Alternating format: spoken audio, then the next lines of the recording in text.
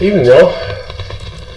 We tried to do this, Friday night? We didn't try, we did. Well, we did. We did do a thorough review of this particular spirit.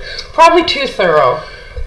Well, what I didn't thoroughly do was make sure that everything was working, because although the video was splendid and great capture and everything, splendid, didn't have any audio. So that might be what people want, though.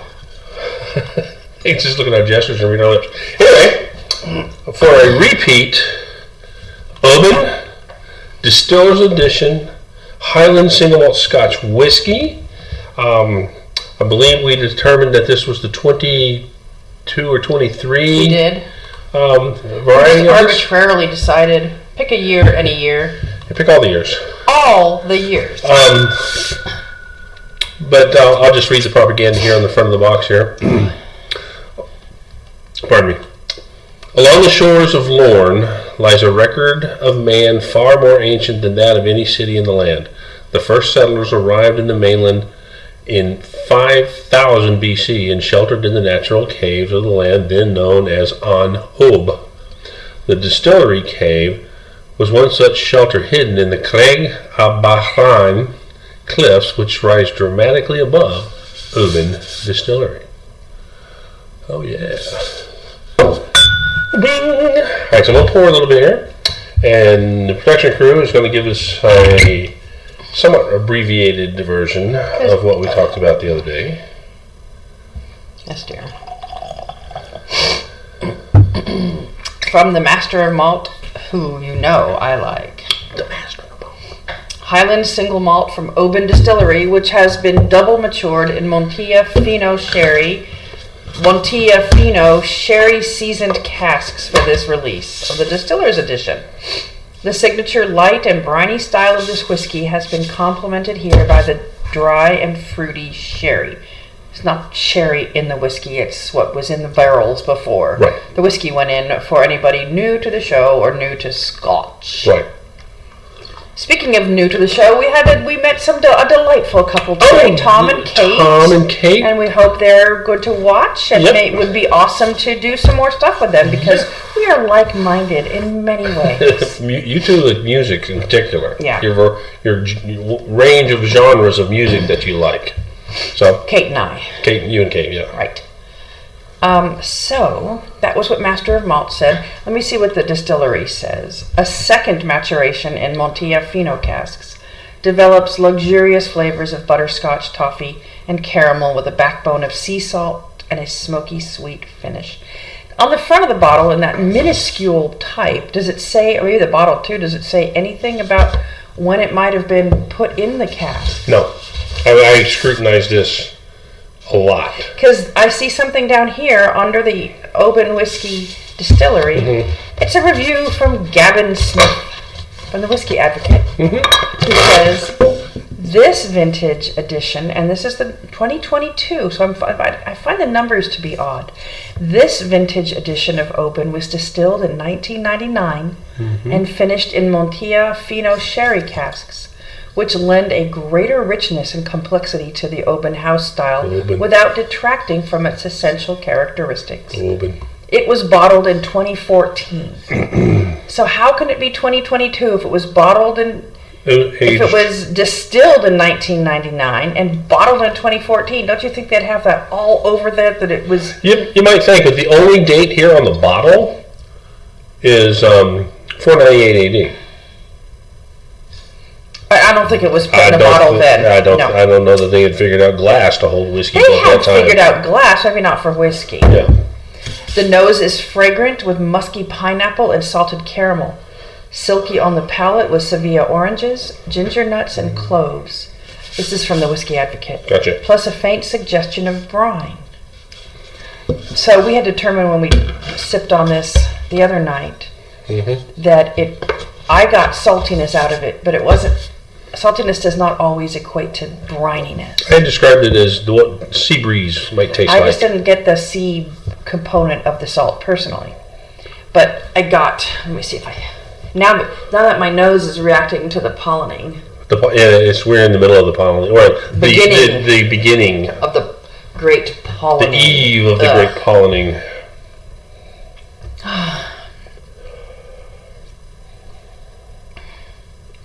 So this It's a lovely Maltia, and there was another one, a tab that we had open earlier, which we don't need now, is different than the Fino, the sherry products that are produced in Jerez, which is the main sherry producing area of Spain. Right. These are just a little further north. I think it's still in Andalusia, but it's a different method, different grapes, slight. So if we're ever in Spain again, I'm going to be looking for Montilla.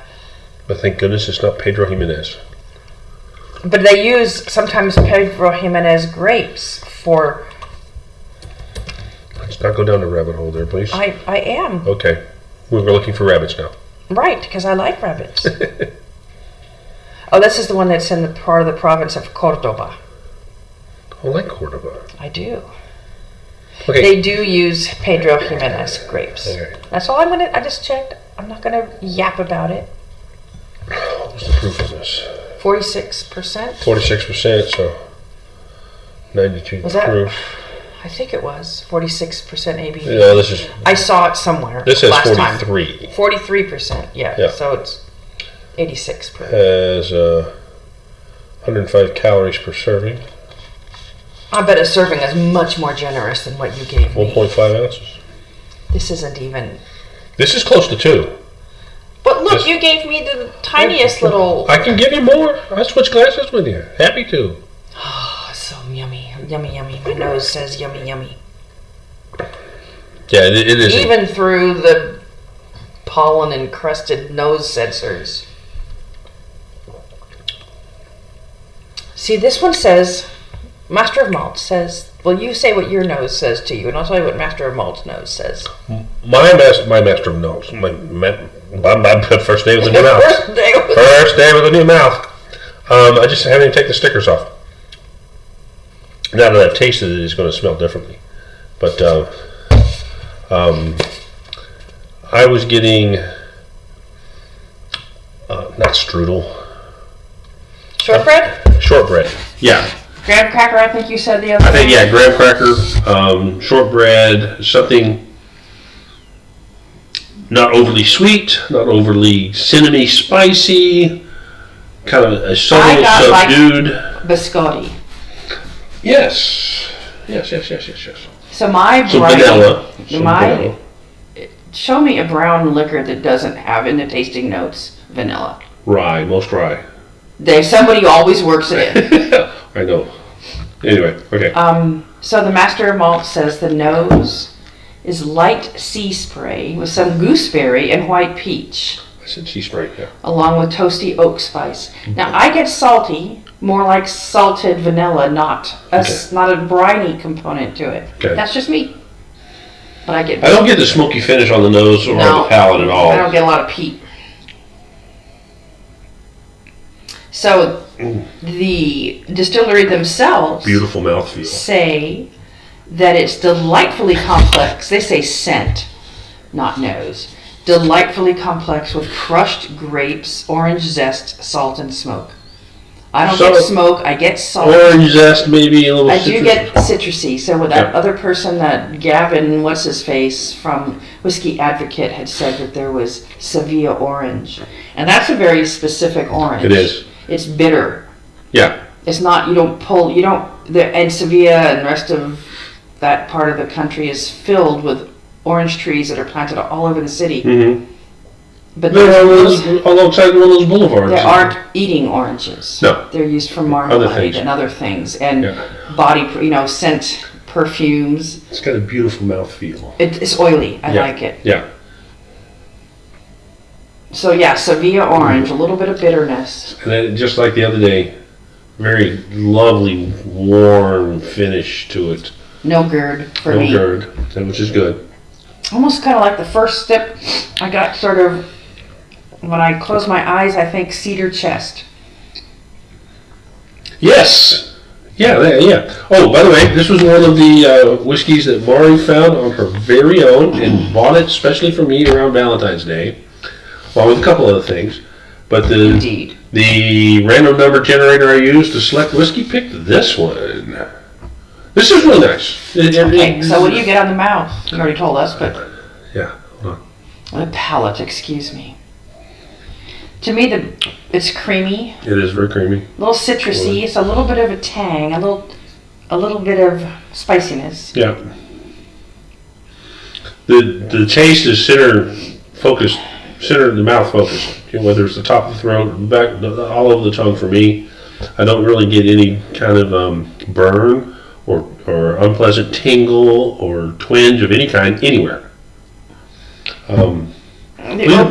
Price point of this was what, $100? I don't know. Would I have spent that much for a bottle of whiskey for you? Probably. Yeah, probably. But I think somewhere between $85 and $100, and well worth it. Absolutely. This is total buy recommendation on this. So the distillery themselves says the palate is soft malts. That's kind of vague. Delicate fruits. I get apricot and orange. Yeah. And waves of brine. Again, I'm not getting a C component. I get some yummy saltiness like you would have a little salt in dessert. Not on the palate, but in the nose I get the sea spray. And then they say from the department of them, notes of sweetened Jamaican coffee and oak wood on the finish. Mm-hmm. I think they're making it up. It's their whiskey. They can do whatever they want. They can call it whatever they like. But again, great color, wonderful legs. Really splendid taste. Yeah. Now, the chaps. The chaps, master of malt. Say, for the palate, subtle sweetness with creamy grain. So I do get that creaminess. I attribute it to like biscotti. More fruit. Drizzles of salted caramel and some peppery spice. I recall describing it as something as almost a very subdued fruitcake taste. Not like holiday where it's just nothing but rum cherries and stuff like that. I like it. I would recommend this. I would say buy two. Buy them all. Buy this. So anyway, again, this is just a reprise of a failure to ensure that all the configuration settings for the recording thing here were set properly. We had made mention in the first attempt to do this that we had just come back from came back today's Sunday. Yes. A week ago today was our number 2 granddaughter's first birthday. And it was a very lovely experience watching Melissa put together the smash cake, and she gets the icing on the cake on her face. And I got nothing else. Anything else? All right, hey, thanks for tuning in again. Don't have any merchandise, not selling anything. Doing this bar buy ban. This is total buy. Right. This is absolutely total buy. And I'm pretty sure we have another Oban 1 or 2. We've had some in the past. They make good whiskey. So anyway, thanks for tuning in, and just keep an eye out. Oh, I think I've mentioned this before. I'm going to mention it again. Facebook has changed their policy with respect to live videos, so we're not doing these live any longer. We're doing a recording, and I check them out, and then I post them up. I'm going to be posting them to YouTube, but sharing the YouTube link back to Facebook. And just that way there'll be some longevity to it. And I'm going to take the copies that I have pulled down, because after June 1 they'll start to be deleted, and reposting the shows so that they have maintain the inventory of the whiskeys that we've tried. And maybe I'll take a quick look at them and start to annotate them with my recommendations of buy, bar, or ban. So anyway, again, thanks for tuning in. My trusty research team, their vast wealth of experience and expertise has been invaluable. And Oban. Bye, y'all. What? I just noticed on your notes here you have an apostrophe in Distillers, and they don't. Well, somewhere I saw one. Anyway, but we need to do this again because I didn't turn it on. I'm kidding. You're killing me, Smalls. Okay, anyway, bye. Ciao.